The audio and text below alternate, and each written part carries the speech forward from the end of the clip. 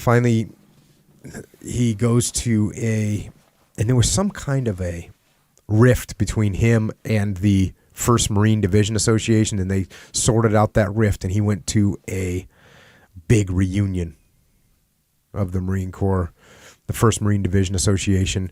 Back to the book. General Smith blinked against the spotlight and turned to the blackness at the far end of the table. I now give you Chesty, and the roar was so loud it drowned out the speaker's voice and shook the walls. The spotlight swung to the last place at the table to reveal Puller in a linen suit, waving his hand and flashing his broad, crooked grin. As the clamor increased, he marched to the microphone and started in a bobbing circle of light. General Smith shouted to the tempest of the sound, "I see you all know Chesty Puller." Men in the crowd danced among the tables, whirled each other about, and pounded their neighbors on the backs. Some climbed on their chairs, shouting wordlessly, tears streaming on their cheeks.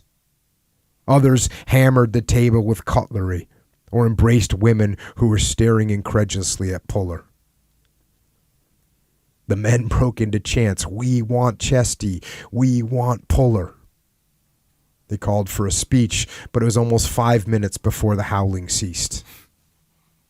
Puller faced them with a wry smile that looked as if it had been wrung from his face by force.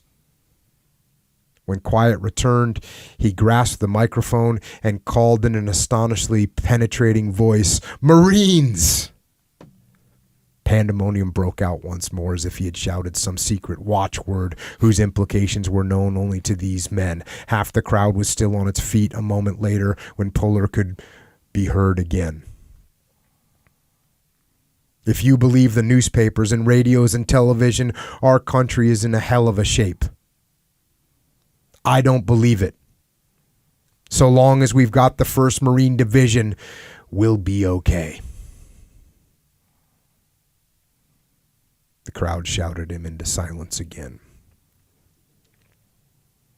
He was tired when he got home to Saluda. And that evening, Virginia Puller found him pensive and distracted.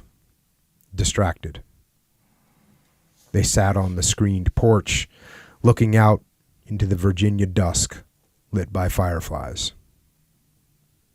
"Lewis, is there anything you'd wish for now that it's all over?" "Well," he said, "I'd like to do it all over again. The whole thing." She sighed. "More than that. More than anything."